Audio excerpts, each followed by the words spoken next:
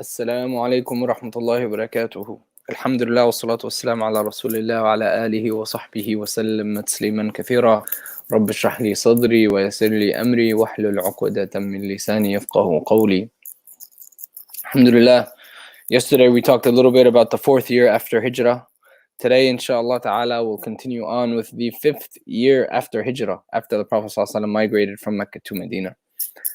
Now, again, when I say 5th year after Hijrah, means that we're already, we already covered the first 13 years of prophethood in Mecca, and then there's another 10 years of prophethood in Medina.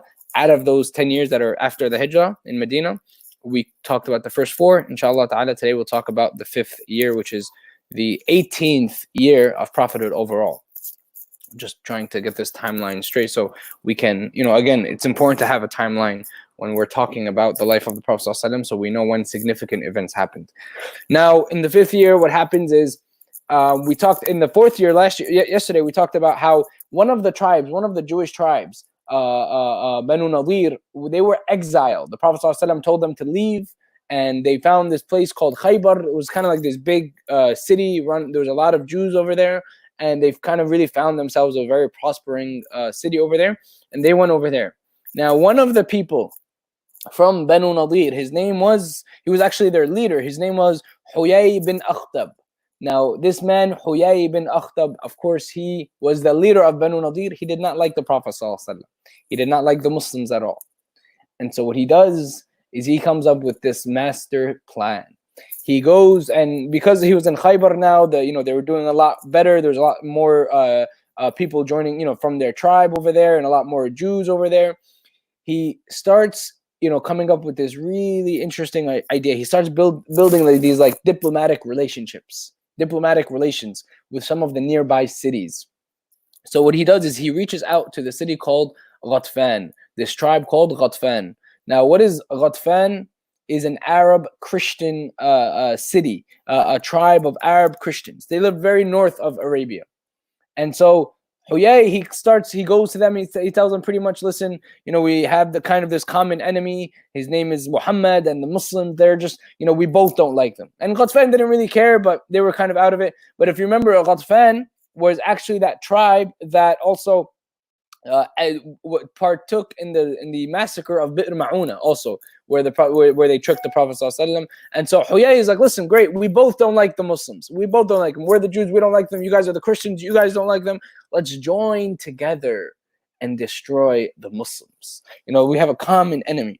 And so part of Huyay's plan is not only does he recruit the Arab Christian tribes, so now you have the Christians and the Jews joining together in Arabia, but he also goes to the Muslims' number one main enemy. He goes to Mecca. He goes to Quraysh, and he recruits over Quraysh. And Quraysh says that, we can also join as well, but under one condition. Quraysh kind of stipulates a condition to the Jews and to the Christians. They say that we have to be the ones in charge, because we're going to have now there's a few different parties joining this one massive army to destroy the Muslims. We have to be the ones in charge. And so Huyay says, of course, that I don't care. I just want to kill the Muslims. whatever means, whatever cost necessary, whatever possible. I don't care who's in charge. And so Abu Sufyan, who's the leader now of Quraysh, he says, okay, great. We'll join and we'll be the ones in charge. Now, the Quraysh brings about 5,000 soldiers. 5,000 people come from Quraysh only. About another 3,000 or so come from Ghatfan. 4,000 come from Ghatfan. And then another 2,000 or so come from the Jewish tribes, Banu Nadir and Khaybar. And now you have a joint army, an army that the Arabian Peninsula has never seen before, an army that was so large. They were over 10,000 soldiers strong, armed, ready, marching to Medina in direction of the Muslims to kill the Prophet sallallahu alaihi wasallam. They march in the 5th year after Hijrah, in the month of Shawwal. Right after Ramadan, in the month of Shawwal, they marched in the direction of the Muslims. The Prophet ﷺ, he had intelligence in the area. He had some spies that he would set up, and to understand what's going on, he had an idea. And then Jibreel alayhi salam, he comes down and he tells the Prophet ﷺ, he says, get ready, the Ahzab are coming. Ahzab means groups. The groups, the different groups that join together in one massive army, they are all coming and marching in our direction. Now, these groups that allied together. That's what Ahzab means, is groups that allied together. And by the way, there's a surah in the Quran, Surah Al-Ahzab, which talks about this. If anyone would like to, after the lecture, maybe listen to it and read the translation of it, it will highlight about what happens in this battle of the Ahzab. Now, the Prophet ﷺ, he gathers the Sahaba, and he pretty much tells them that anyone and everyone who's ever had a problem with us is now marching, is joining together to oppose us and to fight us. And he kind of tells the Sahaba what's going on.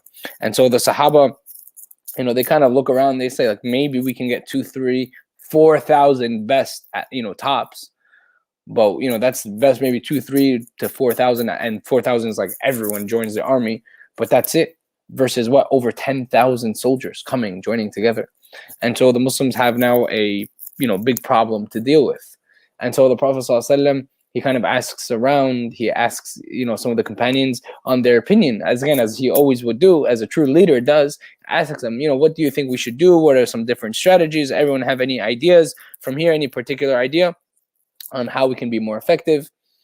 And so there was a companion that we talked about before.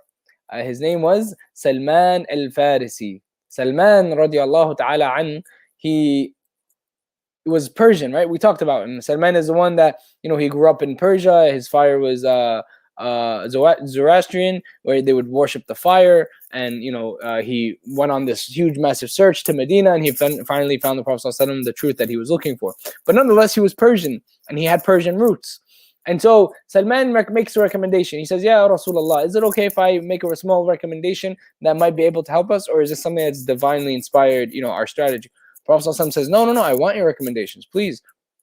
And so Salman says, back in the Persian Empire, what we would do in a similar situation like this, when we were completely outnumbered and don't know what to do, we would dig a trench. We dig a huge holes in the ground all around our city, kind of to fortify our city. And this way it would kind of prevent, no matter how large the enemy was, if they couldn't cross the trench, they couldn't come and attack us. And it was going to have to be from far, maybe with some arrows or so. And so the Prophet ﷺ says, that sounds like a wonderful idea. And everyone else, all the other Sahaba, they all agree. And the Prophet ﷺ says, let's get to work. And right away, as the enemies are getting ready to charge and marching in the direction of the Muslims, the Prophet ﷺ instantly, he puts the Sahaba in groups of 15. So you were with about 14 other individual groups of 15, and they would spend a week to dig a certain area. And their job was to just dig a trench, huge holes around the city of Medina, around different parts of the city of Medina. And, subhanAllah, when they were splitting up, people would go with their family members and their close friends. When they were splitting up, people were kind of like a little fighting over Salman, because Salman al-Farisi, he didn't have roots in Medina or Mecca. He wasn't even Arab at all. He was Persian. And so they were like, oh, Salman with us, Salman with us. Salman kind of felt like he didn't really have a place where he belonged.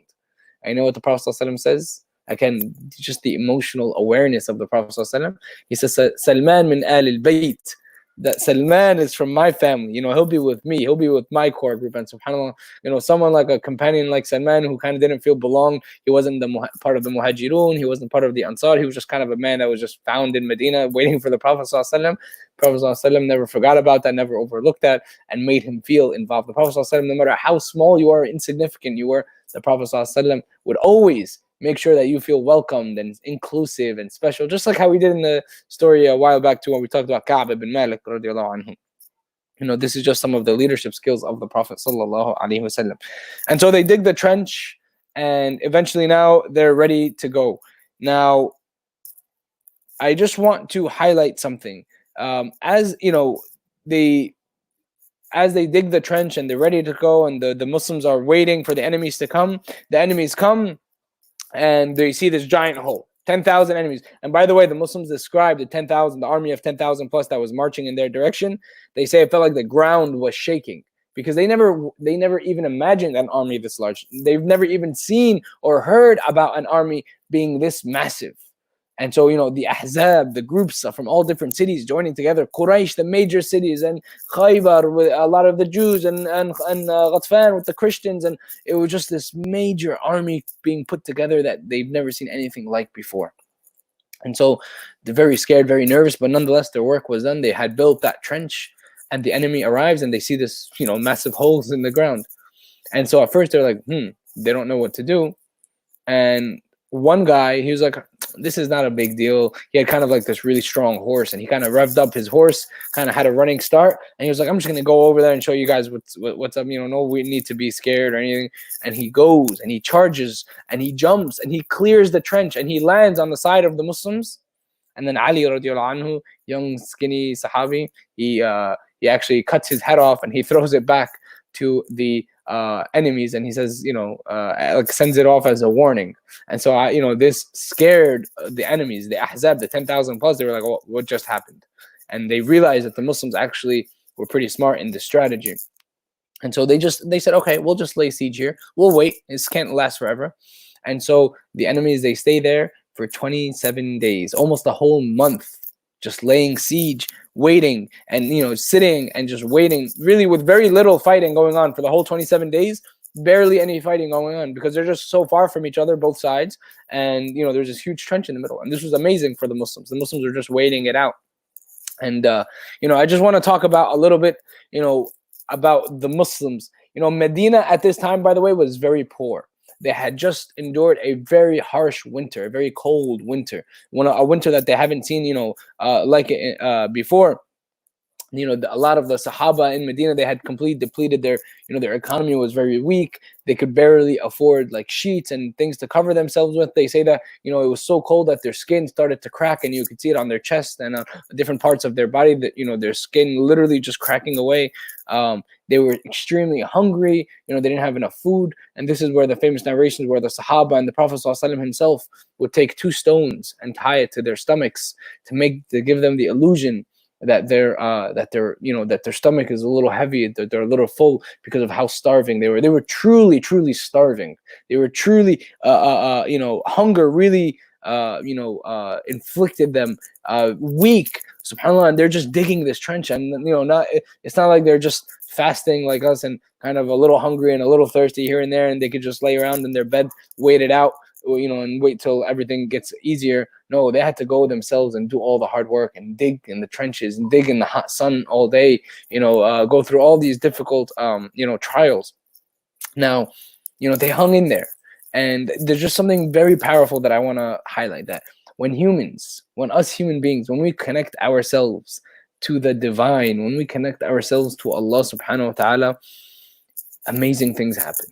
Amazing things happen. No matter what you're going through in life, if you connect yourself with Allah, with the divine, with the most powerful, the one who has power over all things, amazing things can happen. Now what happens is, there was this young Sahabi, his name was Jabir. Jabir radiallahu anh, him and his wife, they lived kind of a little further out from Medina. They kind of the outskirts of Medina. And he goes and he felt really bad about the situation with the Muslims. So he goes to his wife. He says, do we have anything that we can feed the Prophet ﷺ? The Prophet ﷺ himself is starving. And so his wife, she kind of goes and she checks and she says, we have some water and we have some, we have this one old goat that we can slaughter. It's our last goat. And we can slaughter it, and it could probably feed about 4, maybe, if we're really pushing it, maybe 5 people, 4 to 5 people. And so the Jabir says, all right, perfect. I'm going to go to tell the Prophet ﷺ. She says, okay, tell him to come, and tell him if he wants, he can invite a couple of people, 4 or 5 people max, so that we can have enough food for them. And so Jabir, he goes and he sees the Prophet ﷺ sitting. And so Jabir, he goes to the Prophet ﷺ in the middle of them digging all the trenches and hungry and starving and all this difficulty. And he whispers to the Prophet ﷺ in his ear. He says, Ya Rasulullah, we have a little small goat, something very small, probably enough for you and just 2 or 3 or 4, maybe other people, not more than 5, other people that can come, invite a couple of people over. Bismillah, go ahead. The Prophet ﷺ, he was just whispering because he didn't want anyone else to hear, because he didn't want anyone else to feel bad. And so the Prophet ﷺ, he gets up, he says, Jabir, thank you. And he gets up and he shouts out to the Sahaba, he says, everybody, food at Jabir's house.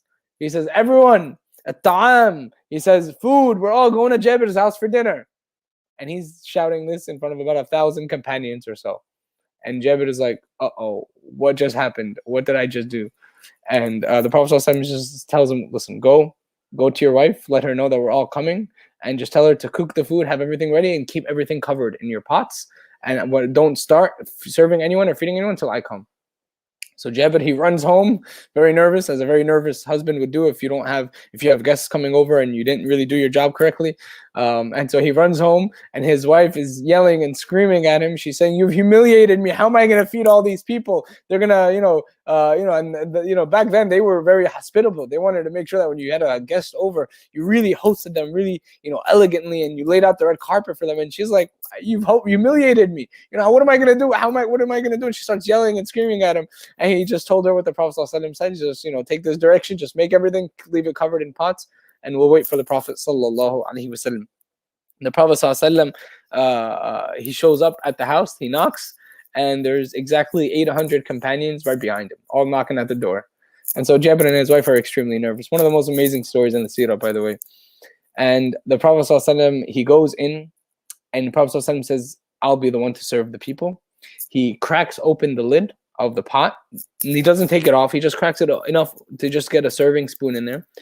And Jabir's house was so small that only about 10 people can fit in his home at one time. And so the Prophet ﷺ, he says that we'll go in groups of 10. So you come in 10 people at a time, you get served, you eat, you get up after you're done eating, and you leave and let another 10 people come in. And this was kind of how they would do it. And the Prophet ﷺ would be the one, he made dua to Allah. He said, "Ya Allah, my people are hungry, the Muslims are hungry. Ya Allah, put barakah in this food right now." And Allahu Akbar, Inna Allah ala kulli shay'in qadir, that Allah subhanahu wa ta'ala is, He's upon all things capable. Allah has the power to do the impossible. SubhanAllah, sometimes, our eyes might deceive us. Our feelings, our touching, our emotions, all this might deceive us. This real world around us is just deception. What's true and what's haqq is Allah subhanahu wa ta'ala. The Prophet ﷺ, when he does is he starts serving the companions. And he starts serving them. And then 10 people come in, they get served, they eat, then they finish, they're full, and then they leave, and then another 10 people come in. This keeps on happening. The Prophet ﷺ, from that same small pot, starts serving the companions, and he feeds all 800 companions. And at the very end, after all the companions were served, then the Prophet ﷺ serves Jabir and his wife, and then himself, and then they all eat together, Jabir and his wife. And the Prophet ﷺ, Allah, what happens when you connect yourself to Allah in your most desperate moments, in your toughest times? SubhanAllah, it goes, SubhanAllah, just such a beautiful, impactful story of how sometimes, the situation right now might not look good, whether it be with the COVID crisis, whether it be with the Muslims struggling in the world. There's a lot of times there's a lot of people have to complain about nowadays, a lot of, difficult circumstances maybe that we're facing in our lives. But sometimes the situation isn't always as it seems. Sometimes we forget, Inna Allah ala kulli shay'in qadir. Don't let your eyes deceive you. Don't let your, what you read on the news, what you see, make it look like the Muslims are struggling, the Muslims are weak. Don't forget that Allah is with us, that Allah can put barakah in our lives, and Allah has wisdom, infinite wisdom and divine plans for us. We just have to connect ourselves with the divine. We have to connect ourselves with Allah subhanahu wa ta'ala. And so, they all get to eat this meal, and now they're all well fed, and they go back to digging and the work, and kind of the battle sort of continues. By the way, this battle was called the battle of Al-Ahzab, or battle of Khandaq. Often, it's commonly referred to as the battle of Khandaq. Khandaq means trench, meaning the battle of the trenches, because this is what it was known for. Now back to the battle. The Prophet ﷺ, he had another situation to deal with. If you remember yesterday, we said there was one tribe remaining in Medina. Who was that tribe, everyone? That one tribe that was remaining in Medina was Banu Qurayza. Now, Banu Qurayza, they were the only Jewish tribe remaining in Medina. And if you remember from the very beginning of the Hijrah, we talked about how there was a treaty between the Jewish tribes living in Medina and the Muslims. And that treaty was that if Medina was to be attacked, all the tribes in Medina have to join together to defend that tribe being attacked in Medina, for the sanctity of the city, for the peacefulness of the city. And so now the Muslims are being attacked in Medina. The Prophet ﷺ, he goes to Banu Qurayza to see how they're going to help and how they're going to help defend the Muslims, because it's part of the deal, the treaty that they had. And they say, no, we don't want to help. Banu Qurayza, they've never seen anything wrong or bad from the Muslims, but they just tell the Prophet ﷺ, we don't want to be defending, because if you win, alhamdulillah, we'll survive. But if you lose, then our tribe is going to be at risk, and we don't want to run that risk of losing and maybe being killed. Because if the Muslims lose, then we're going to lose as well, because we're on the Muslim side. So we don't want to be on either side. We just want to be neutral. And that was against, and that violated the treaty, and that's considered treason because you're not allowed to do that. But the Prophet ﷺ, he let it go. He says, fine, as long as you sit this out, fine. We won't hold it against you. It's okay. And again, the Prophet ﷺ being betrayed in the times of war, but letting it go because he didn't want more problems with more people. And so he said, fine, it's okay. We'll figure this one out on our own. Now, Huyay, if you remember, Huyay, the leader of Banu Nadir, the one who kind of orchestrated all these groups coming together against the Muslims, he arranges a secret meeting with Banu Qurayda, the Jewish tribe in Medina. And he kind of jumps over the trench from the backside, and he arranges a secret meeting. And he tells the leader of Banu Qurayda, he says, listen, join us. And Huyay they knew each other because they used to be tribes living together in Medina. Huyay was from Banu Nadir, and now he was talking to Banu Qurayda. And so he says, join our side. We have over 10,000 people. And you, by the way, where Banu Nadir was, there was no trench over there. Banu Nadir was kind of just holding that area, that was their area. And what Huyay wanted to do is, he said, you can give us access. You can help us get past the trench, and you can give it, because you're already inside of Medina. You give us, such a huge advantage that if you give us access to the Muslims from behind, they will not stand a chance. There is no way that they can lose. And at first, the leader of Banu Qurayda is very hesitant. He says, no, well, I don't want to betray the Muslims. We haven't really, seen anything bad from them. I don't know, that this doesn't sound like a right idea. But Huyay keeps persisting and keeps pushing.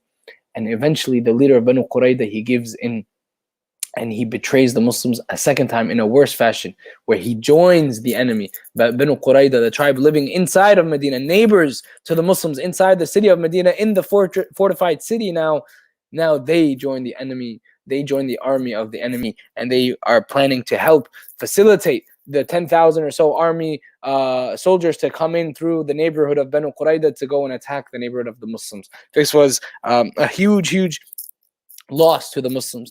And the Prophet ﷺ, he hears about this, and he sends Sa'ad ibn Mu'adh, one of the leaders also from Medina, someone who knew Banu Qurayda for such a long time.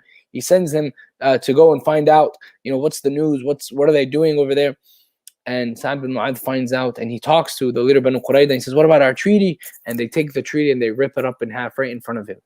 Sa'ad ibn Mu'adh, he was with some other companions, and he had a temper problem. He got really angry, but the other companions just held him back, and they said, just let it go. Sa'ad ibn Mu'adh, he comes back and he tells the Prophet ﷺ in code, because he didn't want all the other Muslims to find out that they've been betrayed by Banu Qurayda, because it would really just destroy their morale. Because the Muslims so far, they're like, all right, we're not doing so bad, we're holding up in the siege. But then Banu Qurayda joins the enemy that would destroy the Muslims. So he kind of tells the Prophet ﷺ in code. The Prophet ﷺ, he was sitting down when he found out. He just lays back down on his back flat, and he puts his shawl on top of his head, and he starts crying and he starts tearing. The Prophet ﷺ was so stressed out. He was so stressed out by the news of Banu Qurayda joining the enemy that he didn't even almost know what to do anymore. And after laying down, just very and the Sahaba, by the way, they're all witnessing this, watching the Prophet ﷺ go through this such a difficult moment. The Prophet ﷺ, after a few minutes, he gets up, he takes that shawl off his face, and he says that the battle has ended. The battle has ended. The Prophet ﷺ, he says, make dua, oh Allah, and Allah aids the Prophet ﷺ. And he says that same day, now how did the battle end? There was a man from the tribe of Ghatfan, a man from that Arab Christian tribe that joined in this battle of the Ahzab from Ghatfan. This man, he was secretly had accepted Islam. In the middle of the battle, he secretly, after he saw some signs, he says, you know what, I can't deny this religion more. He accepts Islam. He tells the Muslims that he's secretly a Muslim. And then he goes back, and what he does, long story short, he starts causing a lot of chaos amongst the groups. He starts telling Banu Qurayda, the tribe Banu Qurayda, he tells them, hey, well, you guys just joined, but what if these enemies, what if the other partners in this war, what if they back out? You guys, the Muslims are going to have to deal with you. So just as a guarantee that the Meccans and the other tribes won't back out, have them give you some men hostage. So to guarantee that Quraysh, for example, won't just back out in the middle of the army and leave. So Banu Qurayda says, yeah, because if the Ahzab, if these groups were to leave, then we'd be stuck, and the Muslims would have to, would kill us and would destroy us. So they say, yeah, that's a good deal. They go to Quraysh and they say, yeah, Quraysh, how about you send us some of your leaders as hostage to make sure that you guys are we're going to be in this together. And then the same man who was Muslim, and no one, he was secretly Muslim. These tribes didn't know. They thought he was still with the enemy. The same man goes to Quraysh and he says, look at these people from Banu Qurayda. Every time they make a deal, they always want to add more to the deal. They can't be trusted and this and that. He starts talking bad about them to each other. And then he goes to Ghatfan, he starts spreading false rumors. He says, what you got you guys in this mess in the first place? We should just go back. And all of these different things start happening. And all the tribes, they kind of have this meeting together and they all start arguing with each other and fighting with each other. And eventually, in the middle of their arguing and fighting, Allah subhanahu wa ta'ala, he sends this random pot that hits one of their leaders in the head, and then a tent flies off, and all of a sudden Allah subhanahu wa ta'ala sends this huge tornado wind, these really extremely vast and strong winds on the enemy side, and their tents and all their stuff starts going flying. And eventually they decide to disperse and they say, no, that's it, we're going back. Ghatfan first, they decide first to retreat. They say, we're going back to our city. We don't even know why we got involved in this mess in the first place. We're just going to forget all this and we're just going to go back to our city. And then Quraysh is like, hey, maybe we're going to go back as well. Maybe we're going to go back to Quraysh as well. And, Banu Nadir leaves and everyone ends up leaving. And eventually in this fashion, the battle ends. The Prophet ﷺ, he says that Allah subhanahu wa ta'ala saved us with the wind, that Allah subhanahu wa ta'ala nusurtu bil hawa. The Prophet ﷺ he says we were given victory with the wind, with this massive tornado. At the end of the 27-day siege, this tornado came to kind of like finish them off, and they were already hating each other. They didn't want to persist through it, and they all kind of dispersed, and the Muslims were able to make it out alive.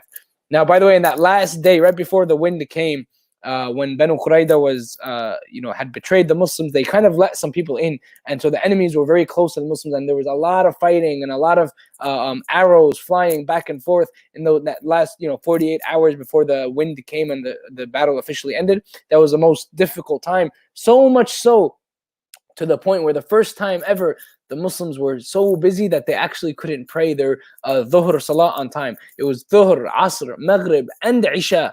They prayed they couldn't pray Dhuhr, Asr, and Maghrib in their original times throughout the middle of the day because they just couldn't take a break because of all the fighting back and forth. And some of the Muslims suffered some casualties as well. That last day, there was a lot of just strong fighting because of that betrayal from Banu Qurayda.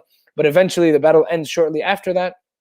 But that's when the Prophet ﷺ, afterwards, after they leave and everything, at the end of that night, the Muslims, they pray Dhuhr, Asr, Maghrib, and Isha all together, all 4 prayers that day. They prayed in one time, and the Prophet ﷺ was so destroyed by them, by this, and he was so it hurt him so much that he made a dua against them. He says, may Allah destroy them for missing our prayers. He says, شَغَلُونَ عَنَ الصَّلَاةِ الصَّلَاةِ الْوُسْطَى. He says they have completely distracted us and made us too busy for our prayers. And the Prophet ﷺ was so hurt and upset by this. The only time in his life that this actually happens, and so he makes a dua against them. And this is when again that wind came and destroyed them. Now, eventually they all go back, and then the Prophet ﷺ the Muslims can finally see the light now. Now the battle has officially ended, and the Muslims are starting to just finally relax, take off their armor. Like, wow, imagine having armor on for almost a month straight, not being able to have a night's sleep for a month straight because you just, you're on edge the whole time during the whole siege when there's 10,000 enemies standing right there in front of you on the other side of the trench. And so finally, the Muslims can kind of relax. There wasn't any person left. And by the way, when that tornado came, the Sahaba, the companions, they mentioned we weren't that far from the enemy. We were just on the other side of the trench. They say that not one of our hairs would move from the wind, meaning the wind didn't come anywhere near the Sahaba or the city of Medina. It just afflicted the enemies on the other side of the trench. Allah subhanahu wa ta'ala's power with them. And then eventually the battle ends and the Muslims are finally able to kind of just like have a breath of fresh air and just relax for a second. And then Jibreel, as the Prophet ﷺ is taking off his armor and relaxing, Jibreel comes to the Prophet ﷺ and says, no, the battle is not over. You must go back to Banu Qurayda, because now the Muslims have to deal, they still have that problem. Banu Qurayda is living inside of Medina, and they betrayed the Muslims. They joined the enemy. And this is, not only did they not want to defend with the Muslims earlier, now they joined the army of they joined the armies, the enemy of the army. The army of the enemy, and And now the Prophet ﷺ had to deal with them. And so we'll talk about what the Prophet ﷺ did with Banu Qurayda and some of the aftermath of Khandaq. Inshallah ta'ala, we'll talk about that tomorrow.